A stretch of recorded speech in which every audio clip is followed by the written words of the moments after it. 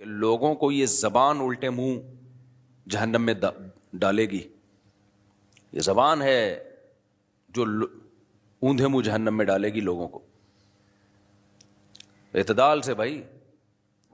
دوسرا، جو لوگ میمز بناتے ہیں، اس طرح کی میمز بناتے ہیں جس میں کسی بھی سیاسی لیڈر کو بندر یا کتے کی شکل میں دکھایا جا رہا ہے، یہ اخلاق سے گری ہوئی حرکت ہے. یہ اس کی علامت ہے کہ آپ اخلاقیات کی ساری حدود کو توڑ چکے ہو. یہ غلط ہے. میں سمجھا پا رہا ہوں اپنی بات؟ اتنا آگے مت جاؤ. ہمیں یاد ہے کہ ہمارے ایک استاذ تھے، ان کے پاس ایک شخص اپنے بیٹے کو لے کر آیا. وہ مدرسے میں پڑھتا تھا، سدھر نہیں رہا تھا وہ بچہ. بڑا پرانا واقعہ ہے، لیکن کچھ واقعات ایسے ہیں جو یاد رہ جاتے ہیں ہمیشہ کے لیے. ان سے سبق ایسا ملتا ہے. تو باپ نے کہا کہ بھائی یہ میرا بیٹا سنبھل نہیں رہا ہے، مدرسے سے بھاگتا ہے اور غلط ایکٹیویٹیز میں ہے. تو ہمارے استاذ، وہ بہت ہی شفیق استاذ ہے نا، ہاتھ نہیں اٹھاتے کسی پہ.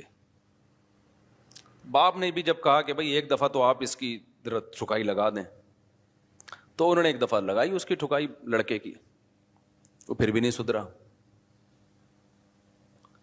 پھر ان کے والد نے کہا حضرت سختی کریں اس کے اوپر. انہوں نے کہا بھائی میں کسی کو ٹھیک کرنے کے لیے اپنے اخلاق خراب نہیں کر سکتا، میں بگڑ جاؤں گا. جب ایک دفعہ ہاتھ چلتا ہے نا انسان کا، گالیاں والیاں، پھر یہ فری اسٹائل ہو جاتا ہے. آپ نے دیکھا ہوگا بعض لوگ گالی سے بات شروع کرتے ہیں، گالی پہ ختم کرتے ہیں. وہ کہتے ہیں اب ہماری بریکیں کیا ہو گئی ہیں، فیل. اور یہ ہے، ہاتھ بھی انسان کے ایسے ہی چل جاتے ہیں. اب جو بیویوں کو مارتے ہیں نا، شروع میں شاید کوئی وجہ ہوئی ہو، اس کے بعد ان کا ہاتھ کیا ہوتا ہے، چل جاتا ہے. پھر بات بات پہ پھر وہ کہتے ہیں ہمیں نیند نہیں آتی جب تک بیوی کی کٹائی نہ کریں. تو جنگلی بن جاتے ہیں، اور پوچھنے والا تو کوئی ہوتا نہیں ہے. اور عدالت میں ایک دفعہ بیگم پہنچ گئی تو کمپرومائز کا راستہ بالکل ہی ختم. تو خاندان والے تو کنٹرول کرتے نہیں ہیں کہ بھئی یہ کیسے جنگلیوں کی طرح مار رہے ہو، پیٹ رہے ہو. یا تو عورت پاورفل ہو، بعض اوقات اس کا خاندان اتنا پاورفل ہوتا ہے کہ وہ خود ہی اس کے نٹ بولٹ داماد کے جو ہے نا سافٹ ویئر اپڈیٹ کر دیتے ہیں. وہ اگر پاورفل نہیں ہے پھر کیا کرے وہ. تو یورپ میں بھی یہ ہے اور پاکستان میں بھی. خوب سمجھ لو، جو خواتین کی این جی اوز بنی ہوئی ہیں نا، گھر توڑنے میں ان سے بڑا فنٹر کوئی ہے نہیں. آپ کی بیوی اگر کسی این جی او کے پاس چلی گئی نا اپنے حقوق کے لیے، تو بس سمجھ لو اب گھر ٹوٹا ہی ٹوٹا. وہ کبھی بھی کمپرومائز کا راستہ اختیار نہیں کریں گی کہ شوہر کو سمجھائیں کہ یہ ظلم ہے. یہ تو سمجھانا چاہیے نا، اس پہ سختی بھی کرنی چاہیے قانونی طریقے سے، کسی بھی طریقے سے. لیکن یہ خوب سمجھ لو، اگر کوئی خاتون این جی اوز کے پاس، کسی بھی این جی او کے پاس چلی گئیں، تو اب وہ این جی او اس کا بیڑا غرق کر کے ہی، عورت کا بیڑا غرق کر کے ہی چھوڑے گی. یہ ذہن میں رکھنا. زندگی بھر کے لیے بربادی. لیول لگا ہوگا اچھا، لیکن بیڑا غرق ہو جائے گا اس کا. کیونکہ ان کو بنایا گیا اسپیشلی گھروں کو توڑنے کے لیے. میں جو بار بار خاندان کی بات کر رہا ہوتا ہوں، فیملی سسٹم کی بات کر رہا ہوتا ہوں، اس لیے کہ جو اسلام دشمن قوتیں ہیں نا، وہ بار بار فیملی توڑنے ہی کی بات کر رہے ہیں. اس کے علاوہ ان کا اور کوئی ٹاپک بولتے کیوں نہیں ہے نہیں. اور کام بھی وہی ہم تو صرف باتیں کر رہے ہیں نا، کام کیا کر رہے ہیں ہم؟ وہ کام بھی وہی پیسہ بھی اسی پہ خرچ کر رہے ہیں. توڑو ان کو. کیا کرو؟ بھائی کو بہن سے توڑو، شوہر کو بیوی سے توڑو، بیٹی کو باپ سے توڑو. سمجھتے ہو کہ نہیں سمجھتے؟ بیٹی کو باپ کا باغی بناؤ اور ماں کا بھی باغی بناؤ. بہن کو کس کا باغی بناؤ؟ بھائی کا باغی بناؤ. بیوی کو کس کا باغی بناؤ؟ شوہر کا باغی بناؤ. بہو کو کس کا باغی بناؤ؟ ساس سسر کا باغی بناؤ. جس حد تک بغاوت ہو سکتی ہے اس پہ اربوں روپے کے سرمائے خرچ ہو رہے ہیں. ان کو اس سے کوئی غرض نہیں کہ پی ٹی آئی آتی ہے یا جے یو آئی آتی ہے. ٹھیک ہے نا، وہ کہہ رہے ہیں جو بھی آئے اس ٹاسک پہ ہم نے کام کرنا ہے. لہذا جب کوئی مظلوم عورت ان کے پاس جاتی ہے، جو باقی مظلوم بھی ہوتی ہیں، تو اس کا ظلم کا جو علاج کرتے ہیں نا، وہ اس طریقے سے کہ ایک بہترین موقع ملا ہے خاندان توڑنے کا، اس آپشن کو پہلی فرصت میں استعمال کیا جائے. اور افسوس کی بات یہ ہمارے جو ڈاکٹرز ہیں ماہر نفسیات, میں ان کو کہتا تھا نفسیاتی ڈاکٹر. ایک ڈاکٹر نے پیغام پہنچوایا, مفتی صاحب ہم کوئی نفسیاتی تھوڑی ہیں جو آپ ہمیں نفسیاتی ڈاکٹر کہتے ہو. تو بات صحیح ہے یار, یہ لفظ میں رجوع کر رہا ہوں. اس نفسیاتی ڈاکٹر کا مطلب ہے کہ ڈاکٹر تو خود نفسیاتی ہے. تو یہ غلط جملہ میں نے کہا, ماہر نفسیات کہنا چاہیے. بعض دفعہ, ہمیشہ نہیں, بعض دفعہ ماہر نفسیات خود گھر توڑنے کا ذریعہ بنتے ہیں. خود ماہر نفسیات گھر توڑ رہا ہوتا ہے بیٹھ کے بیچارہ, اس کو پتہ نہیں ہوتا کہ میں جو علاج, کیونکہ ہمارے یہاں جو نفسیات پڑھی جا رہی ہے نا وہ گوروں سے لی جا رہی ہے. زیادہ تر علوم اور کتابیں کہاں سے آ رہی ہیں, بولو, وہاں سے. تو وہ اپنا خاندان نہیں بچا سکے, وہ تمہارا کہاں سے بچائیں گے؟ بچوں کی تربیت ہمیں بتا رہے ہیں وہ ماہر نفسیات تو یورپ میں پڑھ کے آئے ہیں. کیا ہو گیا تم لوگوں کو خدا کے لیے, مجھے تو رونے کا دل کرتا ہے. لوگ بڑے, ایسی خواتین بھی آ رہی ہیں, ایسے مرد بھی آ رہے ہیں ٹک ٹاک پہ, فیس بک پہ, آپ کو بچوں کی تربیت بتا رہے ہیں. ایکچولی بچوں کی سیلف رسپیکٹ, ایکچولی آپ بچے کو, میں نے ایک دفعہ ڈانٹا تھا تو سہم گیا تھا, تو میں نے کہا no problem, it is okay, اس طرح کر کے. اس سے تو بچے کی ویسی ایسی کی تھی تیسی ہو جائے گی. ان لوگوں کے بچے ہوتے کہاں ہیں جو ان سے آپ تربیت کا پوچھ رہے ہو؟ ایک آدھ بچہ کیا ہے, یہ تو ویسی غریبی میں پل جائے. کہ بچے کہاں ہیں ان لوگوں؟ بچے تو ہم لوگ کے ہیں الحمدللہ. ان کے کہاں بچے ہیں یار؟ ان سے پوچھو کہ تربیت کیسے ہوتی ہے. یہ ہے عقیدت میں اندھا ہو جانا, جو ابھی میں مثالیں دے رہا تھا نا. اب گورے نے پنکھا اچھا بنا لیا, ایئر کنڈیشن اچھا بنا لیا, چاند پہ پہنچ گیا, تو ہم اس کی چند چیزیں دیکھ کر اب عقیدت میں کیا ہو گئے ہیں, پاگل. جو چیز اس کے پاس نہیں ہے وہ بھی اس سے لے رہے ہیں. اور ہمارے اندر چند خامیاں ہیں وہی, اور وہ بھی ہماری نہیں ہے, ہمارے حکمرانوں کی وجہ سے ہیں. ہماری ہوتی تو یہیں کے ڈاکٹر یورپ میں کیوں ہوتے, امریکہ میں اتنی بڑی بڑی پوسٹوں پر کیوں بیٹھے ہوئے ہوتے بھائی؟ یہیں کے سائنٹسٹ اتنی بڑی بڑی پوسٹوں پر بیٹھے ہوئے ہیں. ٹاپ 10 سائنسدانوں میں پاکستانی کا شمار ہوتا ہے, ایک پاکستانی کا. تو اس کا مطلب پروڈکٹ غلط تھوڑی ہے, حکمران ہے جنہوں نے بیڑا غرق کر کے رکھا ہوا ہے. تو جب بیڑا غرق ان لوگوں نے کیا ہوا ہے نا ہمارا, تو اب اس کی وجہ سے کچھ ہمارے اندر برائیاں بھی پیدا ہو گئیں. تو ان برائیوں کی وجہ سے بغض اور نفرت میں ہم اتنا آگے چلے گئے کہ اب ہر اچھائی بھی ہمیں کیا لگتی ہے, برائی لگتی ہے. تو یہ بھی بیلنس نہیں ہے. تو گورے سے مت پوچھا کرو بھائی, ماہر نفسیات جو ہے نا, وہ گورا اپنی قوم کو ڈپریشن سے نہیں بچا سکا, وہ اپنی قوم کو اسٹریس سے نہیں بچا سکا. اسٹریس کا اصل علاج اسلام کے پاس ہے. کچھ ماہر نفسیات ایسے ہیں جو مذہب کو بھی فالو کرتے ہیں, وہ بتاتے ہیں, وہ قرآن کی آیتیں ہی بتا رہے ہوتے ہیں. ٹھیک ہے, میں سارے ماہر نفسیات کو غلط نہیں کہہ رہا, لیکن ہمارے یہاں میجورٹی جو ماہر نفسیات کی ہے ان کو نہیں پتا میرے بھائی. چند اصول تو ہیں, وہ تو اسلام پہلے سے بتا چکا ہے, لیکن جو اصل چیز ہے نا وہ بتا دے گا, عمل نہیں کروا سکتا کیونکہ خود اس کا عمل نہیں ہوگا. سب سے پہلا اصول ہے دنیا کو مسافر خانہ سمجھو, یہ رہنے کی جگہ ہی نہیں ہے, ایسی کی تیسی, ختم. ٹینشن کیا ہوئی, ختم. اور مسافر خانہ بھی ایسا ہے کہ مرنے کے بعد فنا ہو کے ختم نہیں ہو جاتے, کیونکہ ایسا مسافر خانہ ماننے سے تو ٹینشن بڑھتی ہے. ختم, اچھا لے بھائی, ابھی ہم تو اس پہ رو رہے ہیں کہ یہ چیز چھن گئی, یہ چیز چھن گئی, ایک دن سب کچھ ہی چھن جائے گا, تو اس سے ٹینشن کم ہوگی بڑھے گی؟ سے تو بڑھے گی. تو موت ہی تو ان کی سب سے بڑی ٹینشن ہے. اب آپ کے پاس کوئی بندہ آیا, آپ اس کو کہہ رہے ہو دیکھو, وہ کہہ رہے میری گاڑی چوری ہو گئی, میں بہت اسٹریس میں ہوں. تو ہم کہیں دیکھو دنیا مسافر خانہ ہے, ایک دن سب ختم ہو جائے گا. تو ہم اس کو اس کی ٹینشن ختم کرنے کے لیے یہ بات کر رہے ہیں.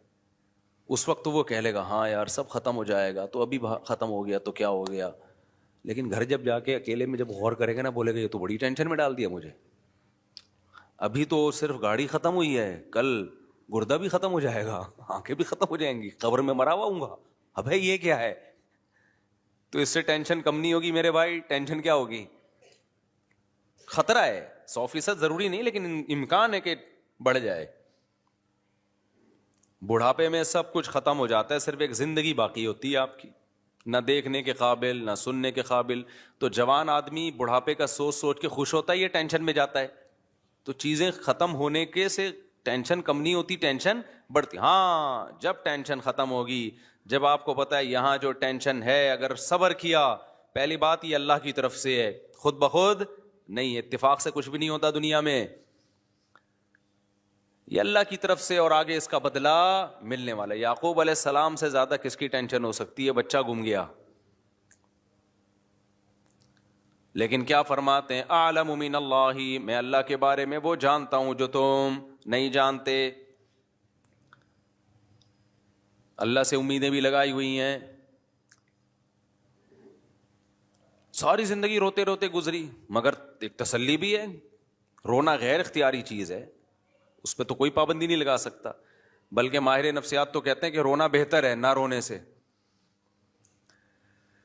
نہ رونا اس کی علامت ہے آپ شوق میں گئے ہوئے، پتہ نہیں کھوپڑی کام بھی کر رہی ہے کہ نہیں کر رہی ہے. رونا تو اس کی علامت ہے پورے 14 طبق آپ کے ابھی صحیح ہیں، سیٹنگ پہ چل رہے ہو آپ. غم کی بات پہ رونا آ رہا ہے، خوشی کی بات پہ خوشی ہو رہی ہے. بعض لوگ ایسے بیوقوف ہوتے ہیں نا، لطیفے پہ ہنستے ہیں، یہاں بیٹھے ہوتے ہیں میرے سامنے نا، اتنا اچھا لطیفہ سناتا ہوں پھر بھی یوں کر کے بیٹھے ہوئے ہیں.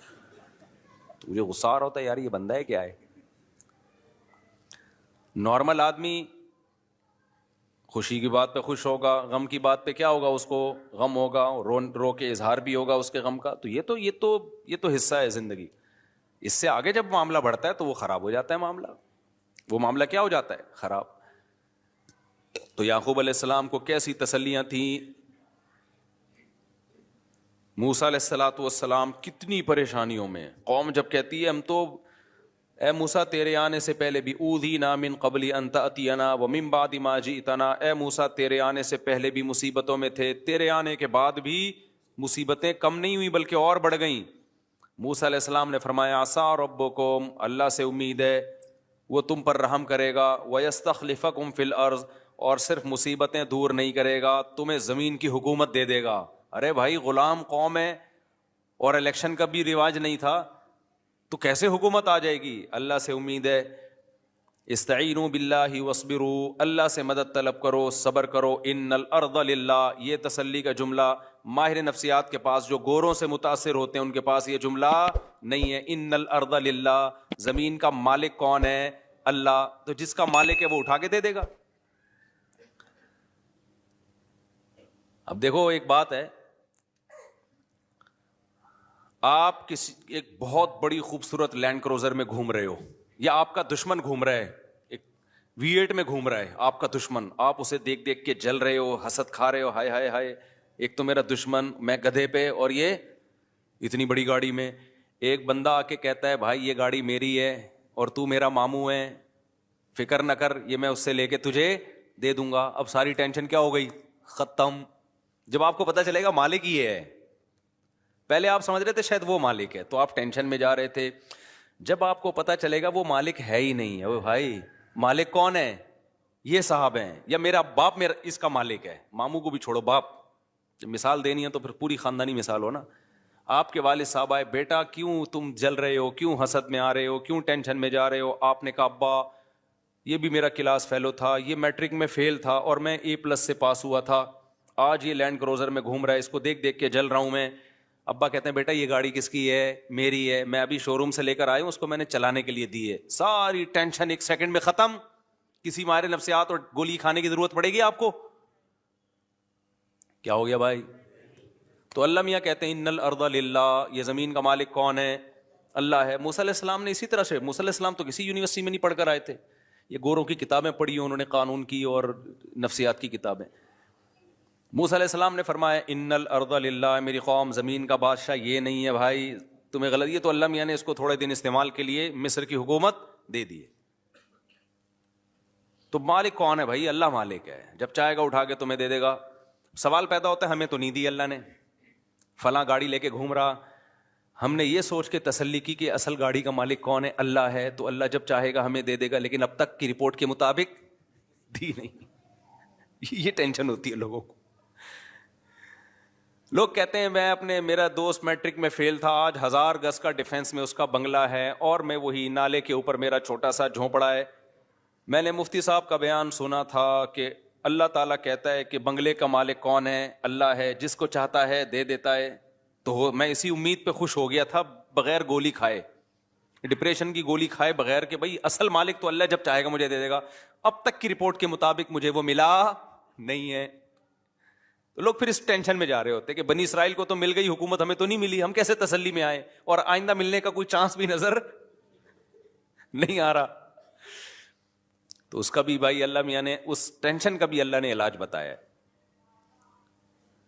وہ ٹینشن کا علاج یہ ہے انا للہ و انا الیہ راجعون قل لن یصیبنا الا ما کتب اللہ لنا هو مولانا. ہمیں جو مصیبت پہنچتی ہے اللہ کی طرف سے پہنچتی ہے, وہ ہمارا دشمن نہیں ہے, وہ ہمارا دوست ہے. دوست جب کوئی ٹینشن دیتا ہے تو وہ ٹینشن دیکھنے میں لگتی ہے, حقیقت میں نہیں ہوتی. وہ ٹینشن ہمیں اور ترقی دینے کے لیے ہوتی ہے. ایک ٹیکا وہ ہوتا ہے جو دشمن سوئی چبھوتا ہے آپ کے, ایک سوئی وہ ہوتی ہے جو ڈاکٹر چبھوتا ہے.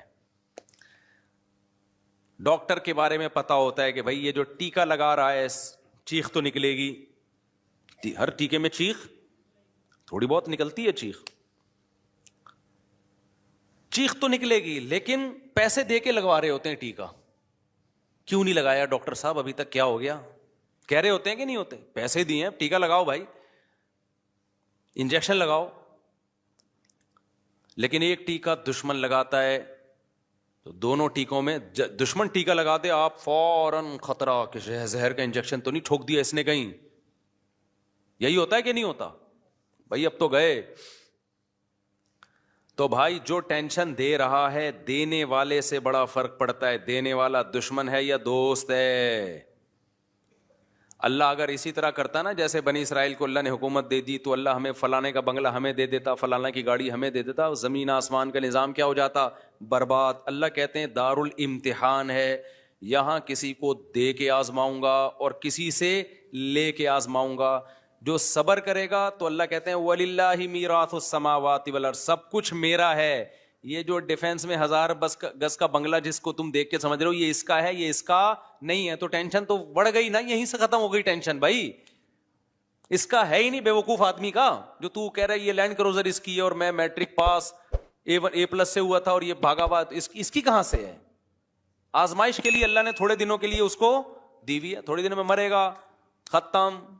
تو بھی مرے گا, تیرا جھونپڑا بھی کیا ختم.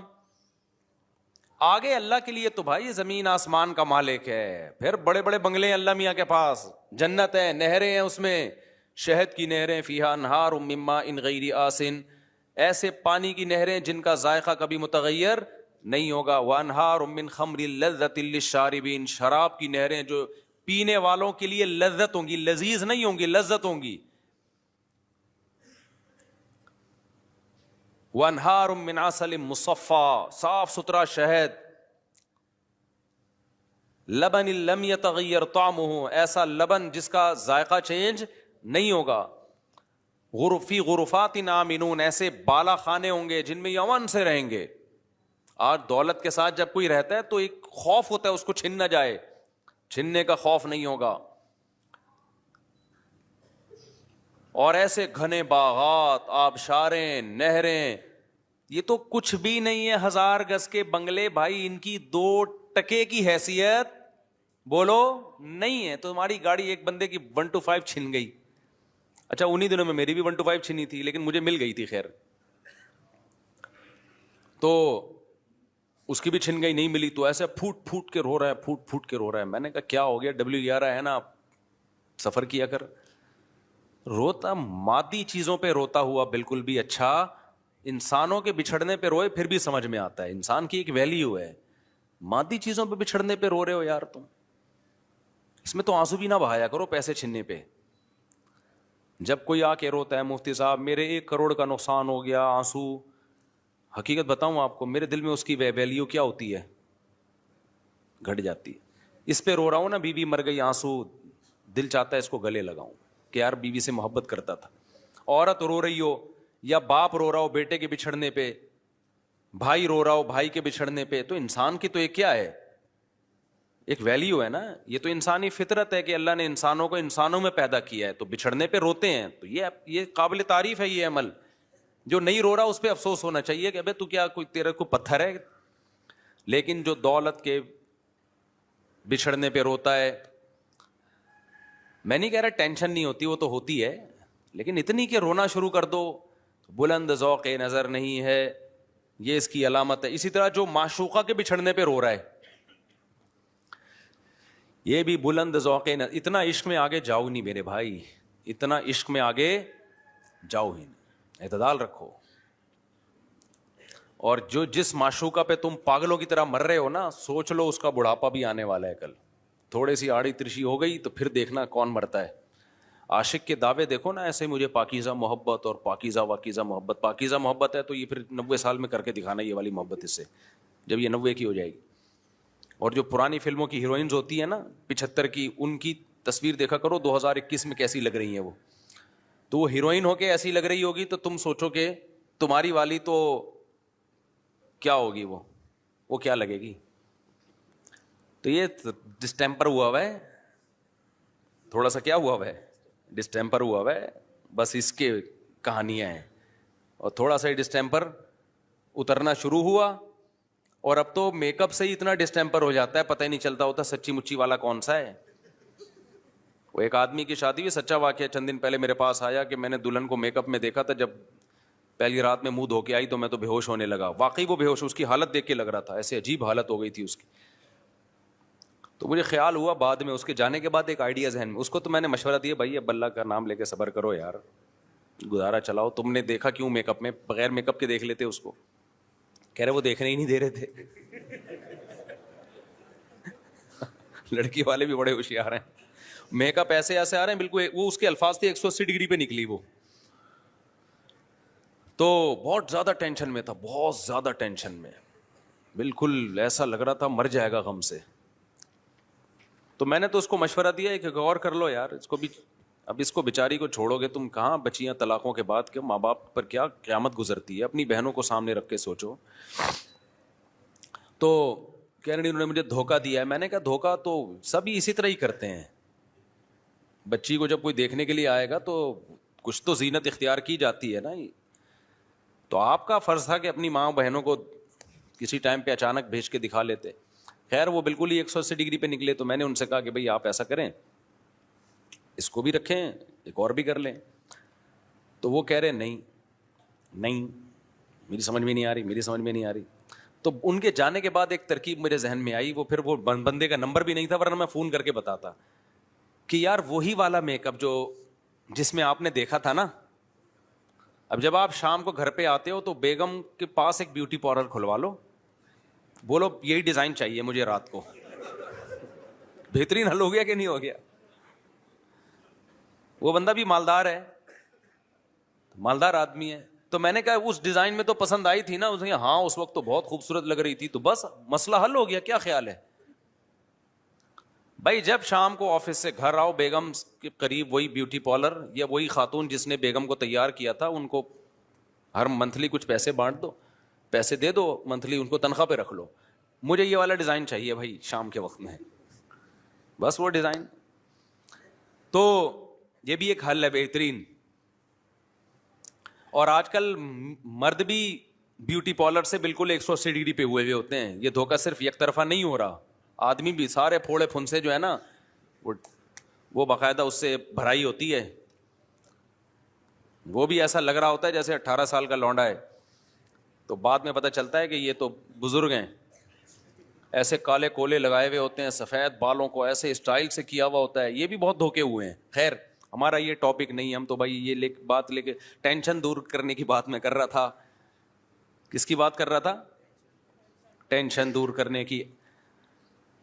اچھا, مجھے بعض لوگ بہت کہتے ہیں آپ ایسے مزاح والے انداز میں بات چیت کرتے ہو, مسجد کے تقدس کے خلاف ہے. میں ٹاپک ٹینشن ختم کرنے کا کر رہا ہوں, اور میں ایسے ڈراؤں آپ کو, اور جس سے ٹینشن ختم ہونے کے بجائے بڑھ جائے تو آپ کو سوچو یار.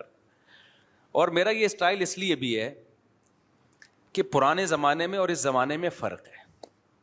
پہلے علماء جہنم کی آگ سے ڈرایا کرتے تھے, لوگوں کو رلایا کرتے تھے. میرے بھی پرانے بیانات زیادہ رلانے والے ہی ہوتے تھے. جو مجھے بچپن سے جانتے ہیں نا, ان کو پتہ ہے میرے پہلے بیانات اس اسٹائل میں نہیں ہوتے تھے. اس میں خوف کا عنصر زیادہ ہوتا تھا. لیکن جب حالات لوگوں کے سامنے آتے ہیں تو اندازہ ہوا کہ پہلے ہی لوگ گھروں میں رو رہے ہیں, سیاسی حالات میں الگ رو رہے ہیں, گھروں کے اندر الگ رو رہے ہیں. تو یہاں بھی اگر روئیں گے تو یہ تو بیچارے بالکل ختم ہو جائیں گے. بالکل یہ اٹھنے کے قابل یہ قوم. مولویوں سے بھی لوگ مسجدوں میں دور بھاگ رہے ہیں اسی وجہ سے. کہہ رہے ہیں وہ الگ ڈرا رہا ہوتا ہے, جب اخبار پڑھو تو وہ الگ ڈرا رہا ہوتا ہے، ملک ڈالر یہ ہونے والا ہے اور ایسے ہونے والا، ہو کچھ بھی نہیں رہا ہوتا کسی کے ساتھ. جن کے ساتھ ہو رہا ہوتا ہے وہ تو چلو ہو رہا ہے، جن کے ساتھ نہیں ہو رہا ہوتا ہے نا وہ بھی خوف میں آئے ہوئے ہوتے ہیں. تو اس لیے بھائی ہمارا اسٹائل چینج نہ کرواؤ، یہ نیچرل ہے، یہ نہیں ہو سکتا. مجھے مسلسل لوگ روک روک کے روڈوں پہ روک کے آپ جو ہے نا یہ اسٹائل چھوڑ دیں. آپ بہت سارے لوگ ہیں جن کے میں نام بھی لے سکتا ہوں لیکن میں لے نہیں رہا ہوں کہ یہ نہ کریں، یوں نہ کریں، ایسا نہ کریں.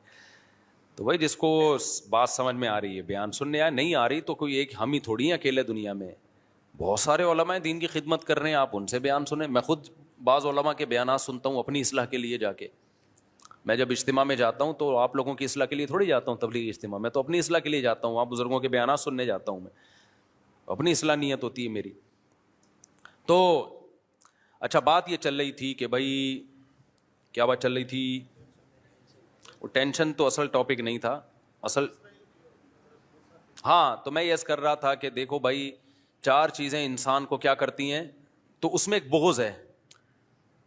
یہ ایک اصول ہمیشہ یاد رکھو، عشق، عقیدت، بغض اور مجبوری.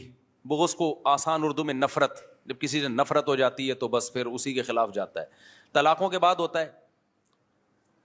سیاست کی مثال تو سمجھ میں آ گئی نا، سیاسی مثالوں میں. اور ہم گوروں میں بھی ہر چیز کو گوروں کو سپورٹ کر رہے ہوتے ہیں کیونکہ ان کی عقیدت ہمارے دلوں میں بیٹھ گئی. اب ٹک ٹاک پہ، فیس بک پہ، یوٹیوب پہ وہ لوگ آ کے بچے تربیت کرنے کی نصیحت کر رہے ہوتے ہیں جن کے اپنے بچے ہیں ہی نہیں. ٹھیک ہے نا، ان کو کیا پتا بچے کیسے پالے جاتے ہیں. میجورٹی، سارے برے نہیں ہیں ان میں، وہ ہمیں سمجھا رہے ہوتے ہیں. تو اور ان کے اسٹائل سے لگ رہا ہوتا ہے کہ ان سے بچے سنبھل نہیں رہے ہیں. اتنا کمپلیکیٹڈ کر کے وہ بتا رہے ہوتے ہیں کہ جس سے پتا چلتا ہے کہ ان کے اپنے بچے ان سے سنبھل نہیں رہے. یاد رکھو جو چیز گفٹ ہوتی ہے نا، اگر اس کو سنبھالنا آپ کے لیے مشکل بن جائے تو پھر وہ گفٹ رہتی نہیں ہے. اولاد کی تربیت بہت مشکل کام نہیں ہے. اگر یہ بہت مشکل ہوتی اس کا مطلب پھر یہ گفٹ نہیں ہے، یہ تو ٹینشن اللہ نے دے دی آپ کو. اور اللہ قرآن میں اولاد کو ٹینشن کہتا ہے یا گفٹ کہتا ہے؟ بولو نا، گفٹ. یہب لمن یشاء اناسا، اللہ کہتے ہیں جس کو چاہتا ہوں بیٹیاں گفٹ دیتا ہوں. دیکھو ایک گفٹ ہوتا ہے آپ کو کسی نے مٹھائی کا ڈبہ لا کے دے دیا، تھوڑا سا تو اس کو بھی سنبھالنا پڑتا ہے، فریج میں رکھ دو خراب نہ ہو جائے. ہر گفٹ کو تھوڑا سا تو سنبھالنا. یہ جو بچے بگڑتے ہیں نا ان کے اکثر بگڑتے ہیں جو تھوڑا سا بھی نہیں سنبھال رہے ہوتے. چرسیوں میں بیٹھ رہا ہے، ہیروئن میں بیٹھ رہے ہیں، ان کو فکر ہی نہیں ہے، ٹائم ہی نہیں دے رہے بالکل ان کو، یا بدتمیزی سے ان سے بات کرتے ہیں، ان کے اخلاق خراب کر دیے. بعض دفعہ ماں باپ اپنے بچوں سے بھی کبھی تمیز سے بات نہیں کر رہے ہوتے، ہر دفعہ طنز والا لہجہ ہوتا ہے، بگاڑتے ہیں باقاعدہ. تو اب مجھے بتاؤ مٹھائی کا ڈبہ کوئی گفٹ دے کے گیا آپ کو تو اس کو تھوڑا سا تو سنبھالنا پڑے گا آپ کو. یار فریج میں رکھ دو، 1 ہفتے کے اندر اندر کھا لو، یہی ہوگا نا. اور ذرا ٹائم پہ کھاؤ، ایسا نہ ہو کہ 6 لڈو کھا لیا آپ نے، ایک دم شوگر ہائی ہو گئی، یہ پیٹ خراب ہو گیا، 1 کھا لو 2 کھا لو. ہر گفٹ کو تھوڑا سا سنبھالنا پڑتا ہے، لیکن بہت زیادہ سنبھالنا پڑ جائے تو وہ گفٹ نہیں رہتا، وہ ٹینشن ہے. مثال کے طور پر مٹھائی کے بجائے کوئی گرنیڈ گفٹ میں دے کے چلا گیا، ڈبہ کھولا تو 6 گرنیڈ ہیں اس میں، پن نکلی ہوئی ہے، اور کہہ رہے یہ ضرورت پڑنے پہ آپ کے کام آئے گا. کبھی دشمن سے مقابلہ ہوا، آپ کہو گے میرے کام بعد میں آئے گا، یہ مجھ پہ پہلے پھٹے گا. فوراً آپ رابطے کر رہے ہو بھی ماہرین گرنیڈیات سے. ابے بھائی یہ پھٹ نہ جائے، کوئی بچہ نہ اٹھا کے پھینک دے. یار کیا کرنا ہے، یہ گفٹ ہے، یہ تو عذاب بنا دیا میرے لیے. مثال کے طور پر اور آسان، ایک صاحب مجھے بکری کا بچہ گفٹ دے کے چلے گئے. بکری کا بچہ تو تھوڑا سا بڑا ہو چکا تھا، موشن لگے ہوئے ہیں اس کو، میں اس کو کھلا رہا ہوں، وہ کیا ہوتی ہے وہ نہیں ہوتی یار، ابے وہ موشن کی مشہور دوا ہے، نام فلیجل. میں اس کو فلیجل کھلا رہا ہوں، پھر اینٹی بایوٹک کھلا رہا ہوں، اس کے دستی ٹھیک نہیں ہو رہے، پھر 10 ٹھیک ہوئے تو پتا چلا لنگڑا رہا ہے تھوڑا سا. پھر وہ ایک ڈاکٹر کو بلایا، 2-4 دفعہ میں نے کہا بھائی یا تو کسی کو گفٹ دے دے یا اس کو ذبح کر کے کھا جاؤ. میں نے کہا اپنے بچے پالنا اتنی بڑی ٹینشن نہیں جتنا یہ. اس بیچارے کی نیت نہیں تھی ایسی، وہ تو ہمارے پاس ہو سکتا ہے آگے بیمار ہو.